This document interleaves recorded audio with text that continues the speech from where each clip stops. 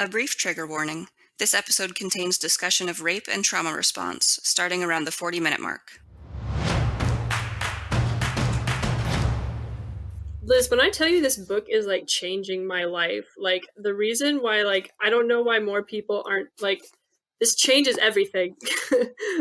I'm glad I got you a good Christmas. So it was actually recommended to me by the same guy that gave me Ethical Slut, because I had messaged him over winter break right before Christmas, and I was like, I need to get my sister a gift. I think I want to get her a book on, just in general queer relationships. What do you suggest? And Sex at Dawn was one of the ones he suggested, so I was like, sure, we'll do that one. And I literally just picked it off a whim. So I'm glad you like it so much. I love it.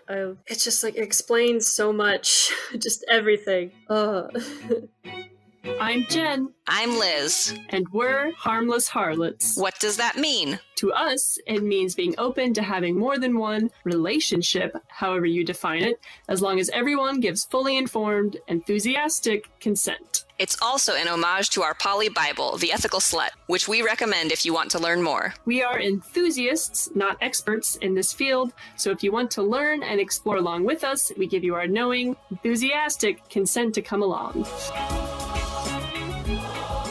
To begin, I guess, I don't know, I kind of didn't tell you about this because I did want to talk about it in the recording, but I also just it's only been a few days. So I downloaded Hinge once I got settled into my new apartment because I was like, it's COVID, but maybe I can meet someone and it'll be nice to have someone who's near me. And at the same time, making dating profiles is really fun and I'm pretty good at it. So, so I downloaded Tinder, Bumble, and Hinge just because I was not all eggs in one basket. But Hinge is the superior app. I don't even know if it's just a me thing, but it is just the superior app. Yeah, of those three, Hinge is if you're serious, Hinge is probably the way to go. I like Bumble just because that's the one where the woman has to message first. So with men, I like having kind of a second chance to rethink it. If I match with them and then I'm like, ooh, actually, I don't think I'm into you, then I just never message them and there's no pressure of having to unmatch or anything. See, I'm an introvert. So I like other people to start the conversation. Yeah, that's what I hear from a lot of introverts. Although for introverted men, it's great because they can't start the conversation. So Bumble is how I find all of my introverted boys. Well, here's my theory, because as an introvert, I would love to find some more extroverts. And I just seem to have only introverts in my life because I project like I'm an extrovert, but I'm not. I'm a liar and a deceiver. My theory, and this is probably different during COVID because everything is different, but I think that introverts are more likely to do dating apps because that's a safer way for us to meet people.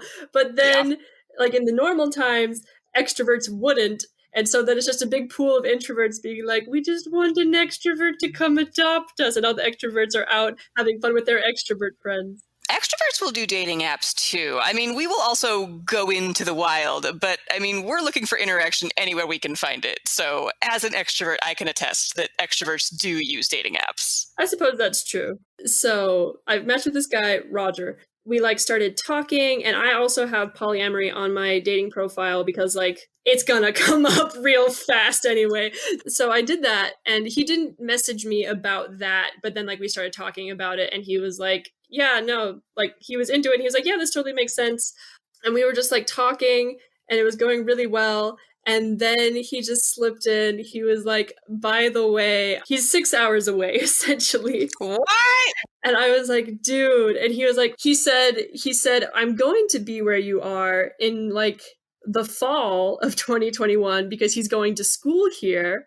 But he's I am not there now. And I was bro, Is he going to your school or is he going to a school in the same area? He's going to a school in the same area. Okay. And he was I was bro, I downloaded Hinge to find someone local so I could have some human interaction. And he was yeah, no, I get that. I get it. And I was so why don't you just I also really like talking to you. You're the best person I've talked to on this app, but I don't know, text me in the fall and maybe we'll, I gave him my number. I was we'll meet back up then. And I was... Are you still going to be there in the fall? I don't know. Well, that was the thing. I also told him, I was like, I don't even know if I'll be here because like I'm going to graduate and I could go anywhere. And he was like, well, okay. And I was like, well, yeah, I guess just like text me in the fall. If I'm still here, maybe then we can try it. And so I said that. And then like a day later, I just started texting him again because I don't know. I was like, I don't know. I really like talking to him. And so I did that. And so we've been talking. When you vibe, you vibe. When you vibe, you vibe. And so like yesterday I went on a walk and we like talked for 2 hours and we're just constantly sending each other voice messages. And so this is also going to come into play, but he's in the military. He is actually getting deployed hypothetically tomorrow, I think, somewhere in the US, but like for like a 5-month station. Okay. So he's going even farther away. But just like what we were talking about right before we started recording, he was like, I could also tell them I'm taking leave and like just come see you for a couple days. And I was like, okay, maybe. How long ago did you meet? That seems like kind of a jump. Less than a week. But he is only 6 hours away. So it's not like awful anyway. So there's that. But also the interesting thing is we were talking about polyamory and he was like, yeah, I'm in the military. And we were talking about polyamory and he's like, yeah, no, polyamory is like actually really prevalent in the military. And I was like, what? And he was like, yeah, I know you like wouldn't think it at first, but like with like the high stress environment and like, you know, people are leaving and moving all the time. He was like, I know people who are married, but you know, I forget what phrase he used, but he was like, they have sex with other people and it's cool. And he was like, it's also really kinky. And I was like, yeah, I mean, kink and polyamory kind of go together, but like, I did not know the military did it. And he's like, yeah, no, I know from the outside, like the military is an institution of tradition and you would not expect it. But he was like, yeah, no. So like, I know a lot of polyamorous people. And I was like, okay. That's fascinating. I would not have expected that from the military, but I'm here for it. Yeah. So that is the story of Jen's new boy. Interesting. That's really, really interesting. And yeah, I guess, so I have 2 friends who are married to people in the military, and both of them, when their partners are going abroad, have had various like friends come and live with them. So like my friend who I visited in Texas for my birthday, you remember her? She went to live with her sister for a while because her sister's husband was in the military. And then similarly, I have another friend from college who got married like right out of college to someone in the military. And then he got deployed. So she had just like a friend or somebody come live with her. But it totally makes sense in those scenarios to just be open, like, and have a romantic partner come live with you instead. Like, yeah, that definitely seems very practical. Yeah, but no, it was just kind of surprising. Something I haven't brought up with him, but that, I don't know, I think about going into a relationship is that I am still technically a virgin, which, like, I don't believe in the concept of virginity. It's a social construct. Like, it doesn't matter. But it's just interesting. I don't know. Like, is that something that you should, like, tell a partner? Like, if you were going to have sexually, like, BT dubs, I'm a virgin. I don't know if that matters to you. Because, like, I don't know. I don't know. So one of my most recent partners was also a virgin, which threw me quite a bit because I'm 25 now, and you don't meet a lot of 25-year-old virgins. They definitely exist, but it had been a while since I had come across one, so it definitely threw me for a loop. I don't know. Some people say that, like, you need to disclose that. I don't think you necessarily need to. Like, it's your personal information and they don't necessarily need to know. I don't think you're like morally required to tell them if you don't want to. Yeah.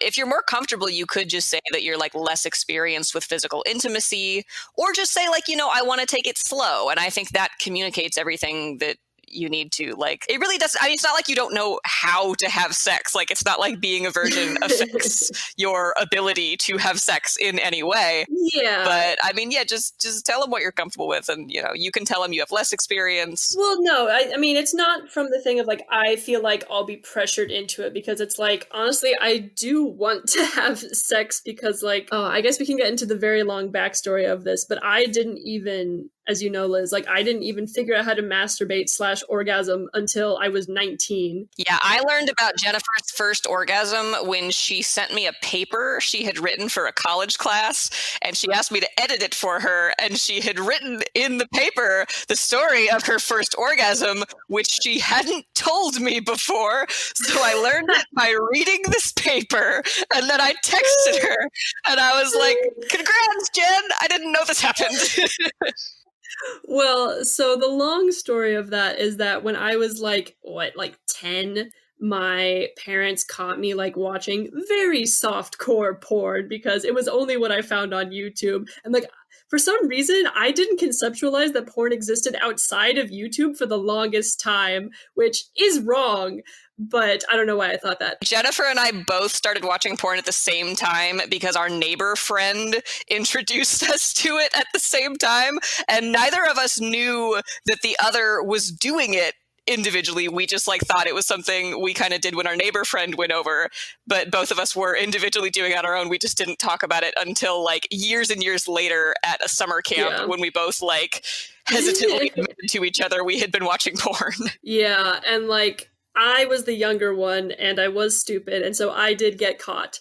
And I don't even know, I think they mom took away my internet privileges for like a month or something, which basically meant I couldn't get on webkins, which was tragic. It was tragic. But so, I don't know, from that experience, or maybe just part of who I am, but like, I was just so scared of like porn. Well, and mom dealt with it in not the best way, which she has admitted since then. But she was so like terrified that your brain was being corrupted that she like went very strict on like punishment mode, which we didn't get punished a lot as kids, in part because we were both very well-behaved, good children. Yeah, no, I think part of the trauma is just because I was such a rule follower, and like, no one had told me explicitly, you can't watch porn, but I had just been like, I don't know if like our neighbor told us that it was a secret, or just like we just inherently felt the secrecy of it. Yeah, there was definitely an air of secrecy, because when she showed it to us, it was like, when there were no parents home, and she definitely,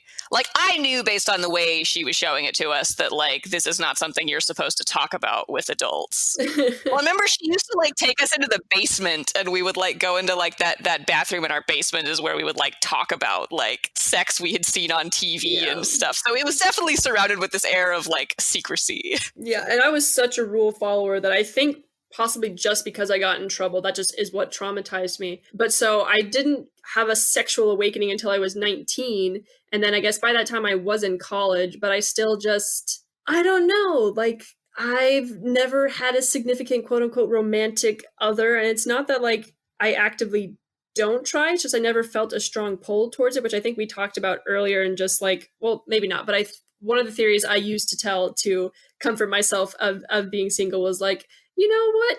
I just don't need that kind of attention, because I'm good by myself, and like, it's fine. I didn't even want it. It's fine. I didn't even want that. No, it's cool. But I studied abroad in Barcelona, and I guess it's now like over a year ago, and I made a little queer family out there because, as I've said before, I am just the most obviously queer person when you see me. You really are. You don't even have to come out when you go places. People just look at you and you're like, queer, got it. Yes, check, let's go. Well, I guess also in Barcelona was where I actually started identifying as queer, because up at that point, I had just been like, I do like guys, and like, I'm open to liking anyone, but like, I'm probably just straight. Like, I probably just want to be queer for attention, which is a weird psychology to have about it. It's definitely the internalized homophobia we have inside of us all is the worst. But it wasn't until I went to Barcelona and a lesbian adopted me, because she saw that I was clearly queer, and she like adopted me, and then like let me help you, my queer and then baby. one of the first conversations we had was about sexuality. In that, I was like, yeah, no, I'm probably straight, and she was just like, no. It's cute that you think that. Yeah, and so from that first adoptive lesbian, we like just built up this little friend group in Barcelona of like study abroad students who were also queer, and like I think it was at that point where I was feeling like, oh, I am queer and I am a sexual being, and that's okay. And so that was in fall of 2019. And so then I got back to campus in 2020, and I was pursuing some people who I was hoping to sleep with, and then fucking Corona. So it's not my fault I'm still a virgin. It's Corona. I know. It is truly tragic. I think if not for the vid, you definitely would have had sexy sex by now, but sad.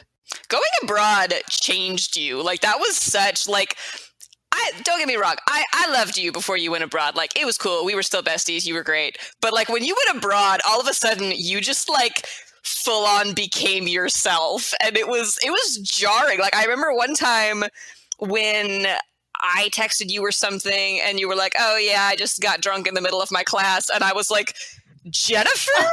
my Jennifer was drinking. First of all, she was drinking alcohol at all, ? Second of all, during a class, who is this rebellious child? Not my sister, surely not my Jennifer. She would not do such a thing. Well, so I think the thing is, so as I've just mentioned, I am very much a rule follower, and I have anxiety about breaking rules. But when I went to Barcelona, I did a study abroad program, and I was taking 5 classes, which I normally take 4, but they were all jokes, which was not even my intention. It was just literally the universe, like, that is how it happened. So I was in Barcelona, and I was taking like 5 classes, but also like the grades didn't transfer. And so that was the first time in my life when grades didn't matter, and grades have always mattered to me and mattered very much. And I go to a very intense school right now. And I went to a joke high school, but like I still put pressure on myself, which is why I got into a very intense college. And so I got to Barcelona, and like my main goal going there was like, I just want to become fluent in Spanish. I don't care about really anything else. And so it was the first time like I wasn't really caring about grades or like resumes or extracurriculars. And I was like, I'm just going to explore this semester. And so I got to Barcelona.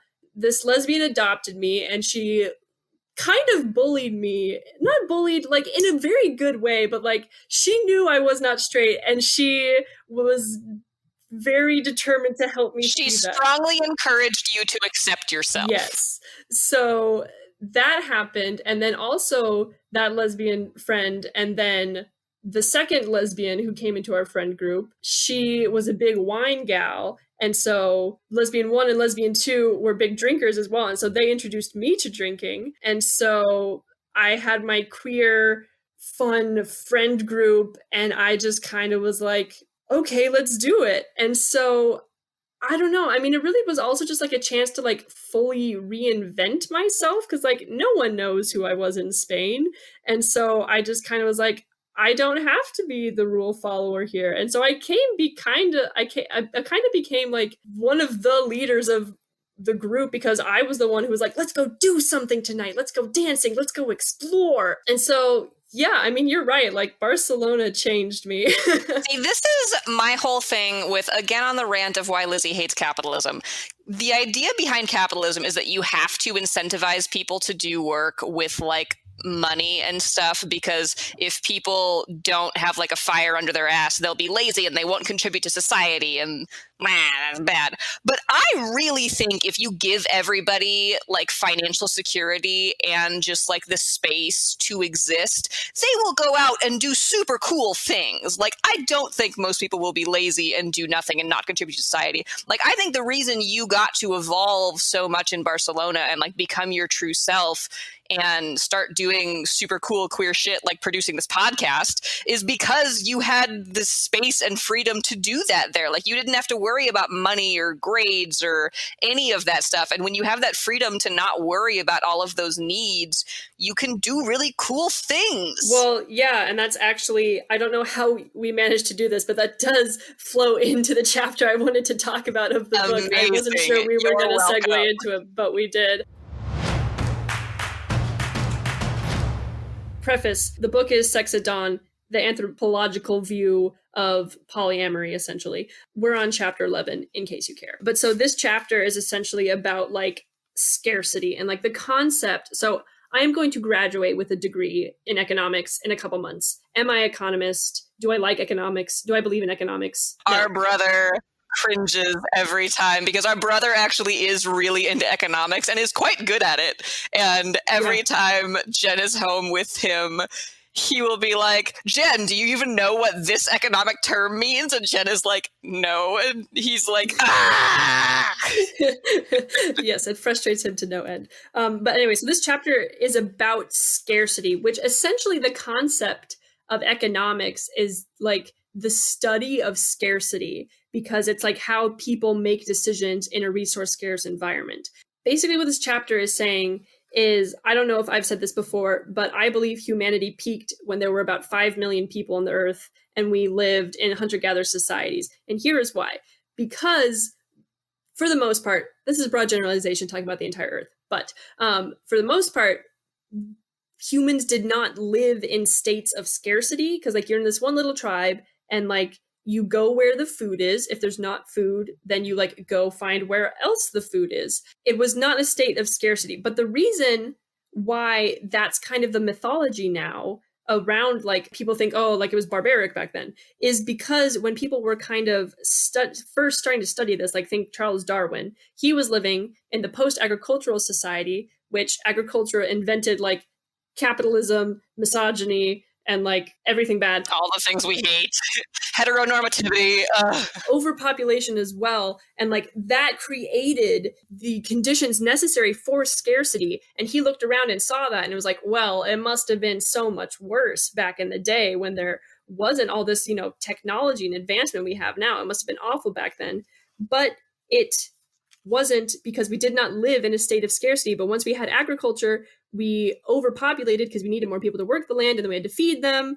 And like, that's how we got to where we are today. It was also interesting because there was this one part that was talking about this like community they studied, where it was a community in, I want to say like Pennsylvania, but I think that's wrong. But it was in like the 1920s or something. And the community was like super healthy. Like they lived really long and like had low cardiac, you know, disease. And the thing that was like very unique about them was that there was a disdain for any display of wealth.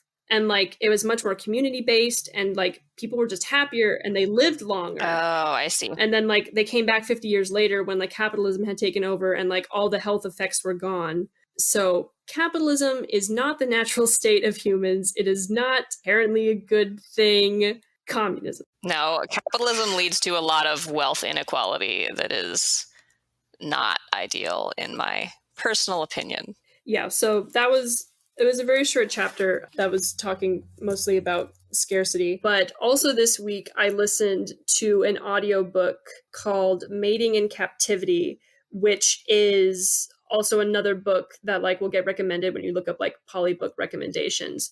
Basically, Mating in Captivity, it's a book by, I want to say Esther Perel, and she studies like intimacy and romance in relationships and marriages. And basically why it tends to like die out. And she has this theory, something she said a lot was that like a lot of the stuff about our like sexual needs and desires comes from our parents, which like I can see that, but at the same time, I don't know how much I wholly subscribe to that. What parts of what was the argument behind that? I'm not sure I quite follow. Well, it was like there was this couple and the guy had always had to like take care of his mother. And so like after his wife had their child, he couldn't like take command in the bedroom essentially, because he was like, you're now a mother and like I have to take care of you and I can't be rough with you or anything because like I need to take care of you. And she was like, that's because that's how his relationship was with his mother. I don't know. Interesting. So is this kind of theorizing that we substitute our romantic partners for our parents in our adult life? Not necessarily, and I'm probably overgeneralizing. I couldn't like make notes in the book because it was an audiobook, so I'm probably overgeneralizing, and I don't think, you know, she would say that everything comes from our parents, but just that like we learn patterns and then we like repeat those patterns with our partners because we learned them with our parents. But yeah, so theory number one was kind of that like, well, I guess not number one, but a theory that she used a lot was that like you learn these patterns from your parents and you repeat them in your romantic relationships. But then another thing she was talking about was how like too much intimacy kills romance, because for romance you need like mystery. And so then she talked about all these different ways that like you can create distance and romance in a long-term relationship. And for a long time I was listening to the book and it was like, I know this was like poly recommended, and she like keeps like skating on the edge of polyamory, because she was like, yeah, you know, sometimes you're just not sexually satisfied in your relationship, and sometimes, you know, like it just gets old or you need something new. And I was like, you just have to accept that. There's nothing you can possibly do. Oh no. Polyamory is the answer. well, that's kind of like, she was like skating on the edge of that. And then like the last chapter, she was like, and polyamory is a way also to help. So she wasn't like, it's the only way, but she was like, well, I mean, yeah, I mean, I guess, I don't know. Some people are happy monogamous, maybe, sure. If you are, that's fine. You can do what you want. I think a lot more people would be happier if they felt they could do polyamory. That's just our theory. I think it's a similar thing to what you were talking about with your own personal journey of how you convinced yourself you didn't want sex. And you were like, no, it's fine. I don't even want it. It's whatever. Like, I think that's what people do with monogamy, is they're just like, no, it's fine. I really only want one partner. And like, maybe for some people that's genuinely true. It's entirely possible. But I think it more often parallels your journey to discovering you were queer, that, you know, before you were like, no, I'm probably straight and I just don't want to have sex and that's fine. And then when you had somebody who like kind of aggressively pushed you in the other direction and was like, no, you can identify as queer and like want to have sex, that is okay. Once you had that driving force, then it was like, yeah, actually, you're right. This is what I want. So maybe this podcast will play the role of the aggressive lesbian mentor in someone else's life and help them to realize that they don't have to be content as a monogamous person and polyamory is perfectly acceptable. We all just need an aggressive lesbian mentor. We all need aggressive lesbian mentors. Yeah. But anyway, so what I thought was interesting about that was I was like, I don't know, like the book did have a lot of ways that you can like work through it and make it work. But I did leave the book being like, yeah, long-term monogamy is literally just not what we are meant to do at all. Like it is just, and like I am caveating this with like, I have seen a lot of posts on like poly Instagram that's like, stop bashing monogamy. And it's like, if you like, I am not going to force you to be polyamorous. I am just going to present you with the facts, and then you can make your own choice. But you should have all the facts before you make your choice, is all I'm saying. But so what it made me think is what I've been reading in Sex at Dawn about like different relationship styles, which I'm sorry, I just can't recap everything we've talked about in Sex at Dawn. You'll have to go back and listen to the other episodes if you don't know what we're talking about. But so how we talk about different relationship styles, and my theory of how like we really aren't, I don't think necessarily meant to like do any sort of pair bonding. We've talked about with like solo polyamory. And so here's my theory is that I think that intimacy kills eroticism because we are engineered to have aversion to incest. And so I think, and this is just a theory, this is a Jen theory, not proven by any amount of science, but this is a thought I had. If it disturbs you, I'm sorry, forget about it. Forget I said it. But like my thing is, I think part of the death of romance in long-term couples is I think some of that might just start to kick in with, I'm living with this person all the time. We're sharing everything. Like this person is my family. And I think maybe at that point, then your body is just like, okay, well, if this is my family, then I should not be sexually intimate with them because that's bad. So that's the first theory. The second theory of why I think marriage is doomed is because I do think we are just meant to have sexual variety. And so I think our species is just like having sex with one person over and over again is just like, why? And so those are the two theories I took away, that intimacy kills romance and that we are meant to have sex with as many people as possible. Yeah, I think I agree with the second point. On the first point, though, I'm not entirely sure. I think it probably varies person to person because, so February 21st, the week of February 21st is Aromantic Awareness Week, Aromantic Spectrum Awareness Week. Okay. And as part of my Pride group at work, I have been putting together some basic information on aromanticism.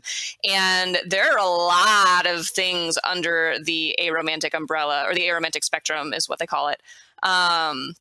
But one of the things is, so aromantic people experience little to no romantic attraction. So some of them experience not at all, but some experience a little romantic attraction, but in different ways than I think we consider to be typical. So for example, I think it's lithromantic people experience romantic attraction, but they don't want to have it reciprocated. So like once somebody reciprocates it, they're like, no, I didn't want both ends of this.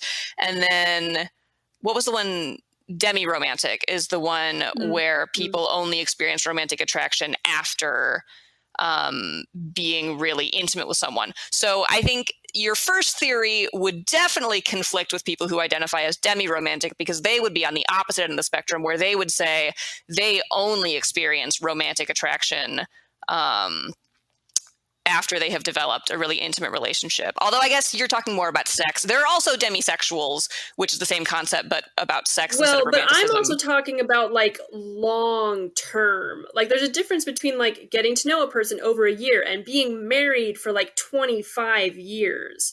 So it's not like any amount of intimacy makes you hate people, because like emotional intimacy is great. And I do think it should happen, because I think we are social creatures meant to have intimate bonds.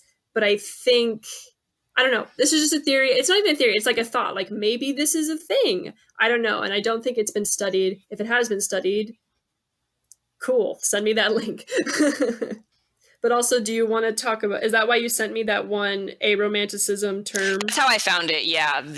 That's how I found the term, was when I was doing research for the materials we were putting together. I found that term and I was like, it's Jen. I don't even remember which term it was. It was like QUOIR romantic, I want to say. Like, that sounds vaguely romantic. Familiar. Yeah. And then what was the definition was something along the lines of like, you can't distinguish between platonic and romantic love. And I was like, oh my gosh, that was our entire conversation, was that. Oh, here it is. It was like being unable to understand romantic attraction as a concept or feeling. Yeah. So I was like, Jennifer, this is you. It falls under the aromantic spectrum. I told you you're aromantic. Haha. Well, it's interesting because, and I guess, I don't know, I don't want to do any harm here, but like in my, very fledgling journey of like exploring aromanticism, a thing that is kind of like stereotypical of the community is like, in media a lot, the representation is like there's something wrong with this person and they need to be cured. But that is also just something I've been thinking about, where it's like, because I don't know, because I haven't had a lot of romantic experience, but just like, and like even just talking with this Roger kid, being like, and like feeling that kind of, I don't know, having some anxiety about it. I'm like, is this just like an emotional trauma response? Like, am I, like, I guess I don't know how to distinguish who I am from what is like normal. And this kind of goes into the conversation that me and my friend Leah have been having lately about like what is mental illness and what is just you. But so I don't know, I've been having thoughts about, what is, proper, I don't know, normal.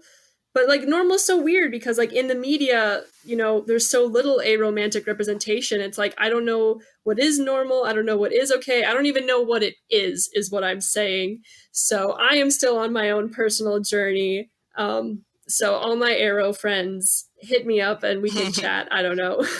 Yeah, trauma response is very real. So we've touched on this in other episodes, I think, a little bit, but I don't think I've said it outright. Jennifer knows this, but I lost my virginity to multiple people raping me. So my first sexual experience was not good.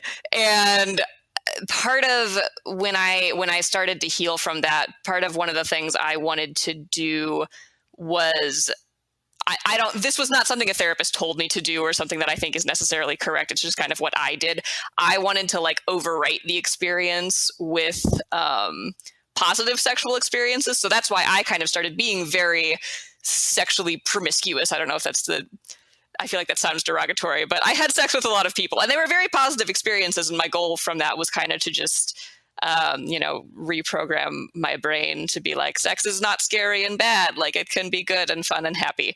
So when I, later in life started continuing to do that, and it was no longer just like part of my personal prescribed therapy, I kind of had to wonder if being a very sexual person was actually who I was, or if it was just like a response to my trauma, And I think that's one of the longest lasting impacts I've had from that experience is like every time I am with somebody sexually, I'm like, if I had not been raped, would I be doing this? Because prior to my rape, I thought sex was like something you didn't do until marriage and was a very non-sexual being. So, even to this day, sometimes when I'm with people, I'll like have moments where I'm like, if I hadn't been raped, would I be here? I don't know. And like, it's hard to separate like who I would have been without that trauma and who I am now. I don't know. This is kind of a 180, but like just kind of similar to like what this audiobook was talking about.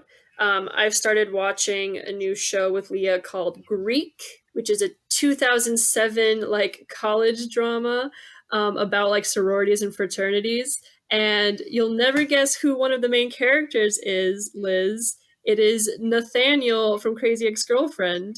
The actor, you mean? Yeah, but he's okay. like 13. He's like 10 years younger, and he's adorable, and we just love watching him. If anyone hasn't seen Crazy Ex-Girlfriend, please go watch that show. The best show ever. It's not like based in 2007, it's from 2007. The fashion is a trip. Low-waisted jeans can stay the hell away from me. I love my high-waisted jeans. To accentuate the waist I do not have. I do have the figure of a 12-year-old boy. But so anyway, so there was this scene, spoiler alert, I guess, but I doubt any of you are going to go back and watch 2007 Greek. It's not that good a show. But so essentially one of the main plot lines is that this guy cheats on this girl and they deal with that. And so in kind of the reconciliation scene, so when she finds out that her boyfriend cheated on her, she goes and has revenge sex with actually the Nathaniel character. So she and her boyfriend are reconciling, and she was like, I went to sleep with my ex-boyfriend because I was angry and betrayed. Why did you sleep with the other girl in the first place?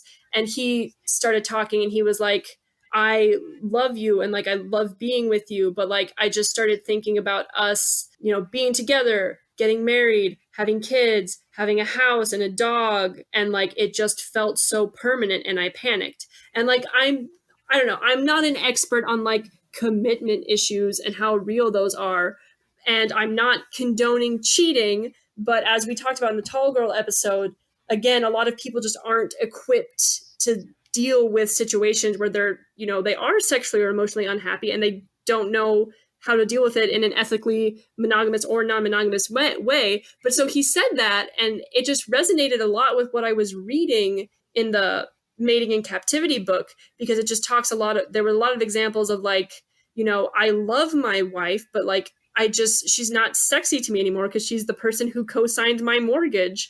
And it's like, yeah, that makes sense. And like, wouldn't it just make much more sense if we were polyamorous to solve that? Because And a lot of people talk about having commitment issues, so many to me that it's like, at what point do you say, maybe this is not an issue with people, maybe it's an issue with the society we've constructed, right? Like almost everybody I know jokes about having commitment issues.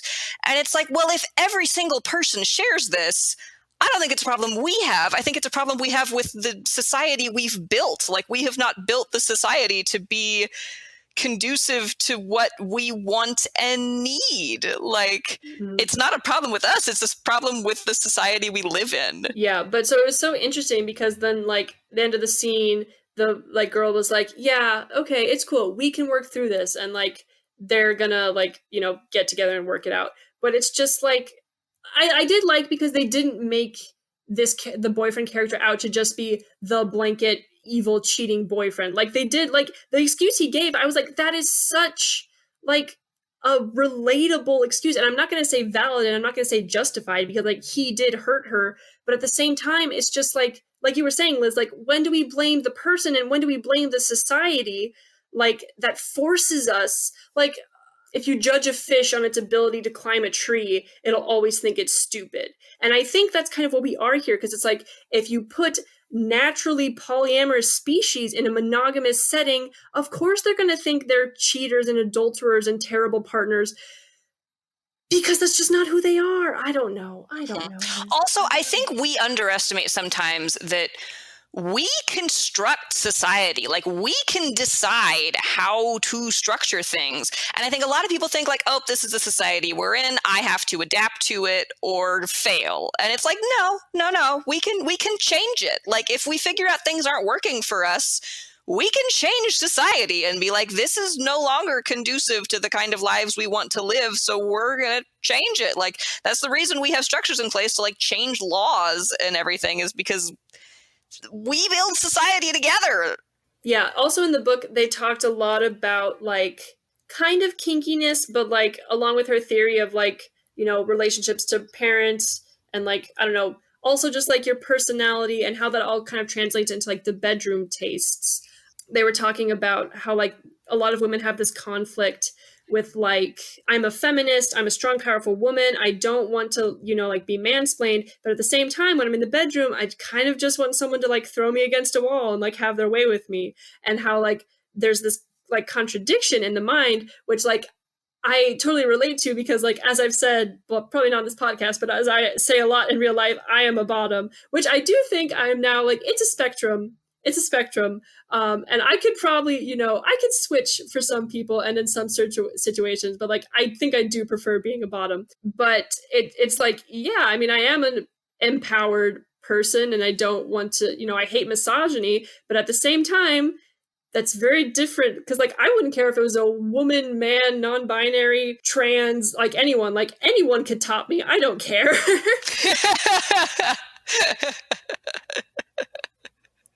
This is such a faraway cry from the Jennifer who I knew growing up. I do love thinking about that sometimes. Just, like, even the people in high school, just, like, being like, if they had known, like, if they saw me now, just, like, what would they think? I never thought I would hear my sister say the phrase, anyone could top me. That's just, those aren't words I ever thought I would hear come out of your mouth. Well, here we are. Here we are. Ain't life grand? What it made me think of, okay, so I was with my friends one time, Sarah and Danny, and we were bored, and I don't know what possessed me to suggest this, but I think what it was the semester right after Barcelona. I was on winter break, and so we were at Sarah's house and we were bored, and I was like, what if we just went and, like, read some erotica and just, like, laughed about how bad it was? And so Sarah was like, yeah, I have some, like, erotic books on my Kindle. So we went into her room and we were just on her bed and we just started reading really, really bad erotica and just laughing about how bad it was. But there was this one book that Sarah had that was, like, the concept was, like, there was this demon and he had kidnapped this witch, and that was, like, the romance. And then, like, one of the scenes was, like, they had sex, but, like, she was, like, technically unconscious, I don't remember specifically, but like it had rapey vibes was the thing. And so Danny was like reading it and was like, I am not like this is awful. Like I'm not into this at all. And I was like, listen, you're making a face, but listen. I am making a face because I don't like it. It is rapey, but keep talking.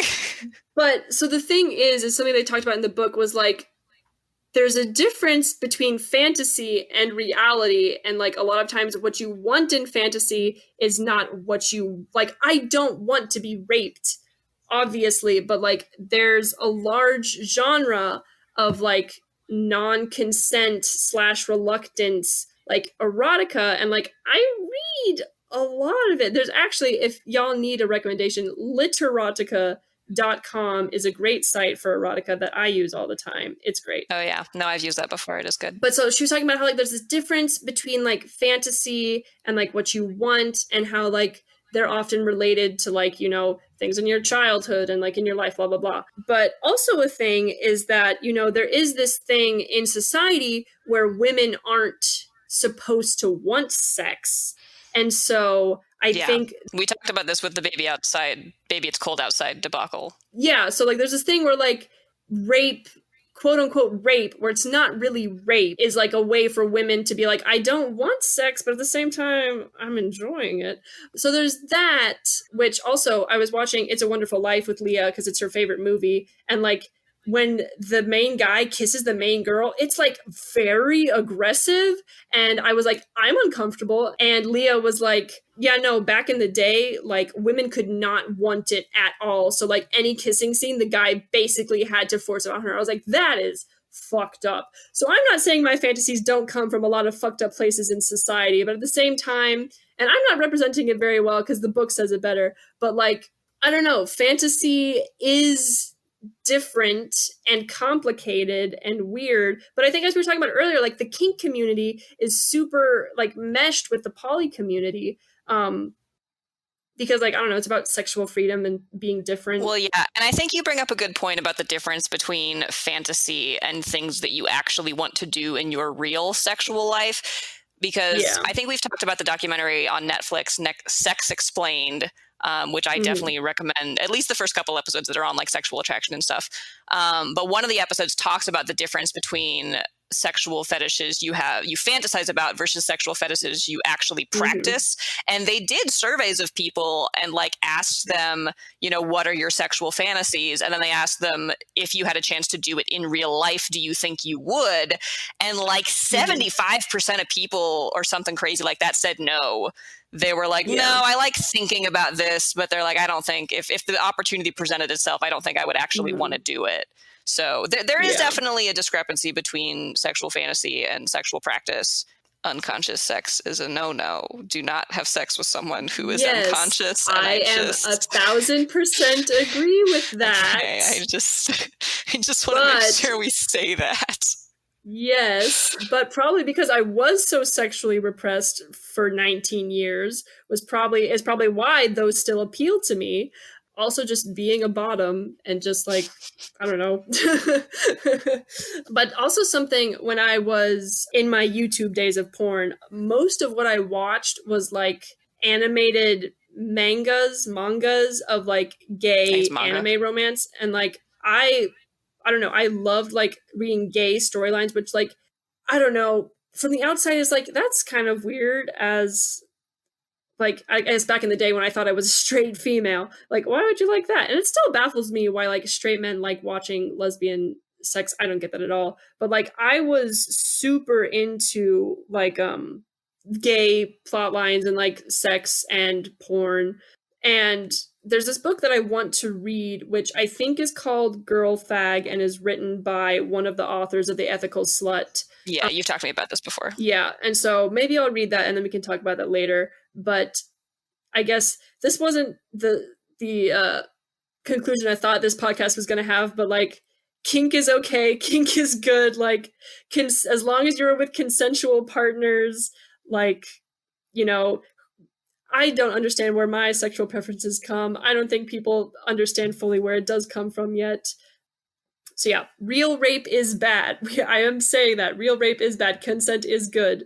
but fantasy is a different state. Consent is necessary. Yes, consent is necessary.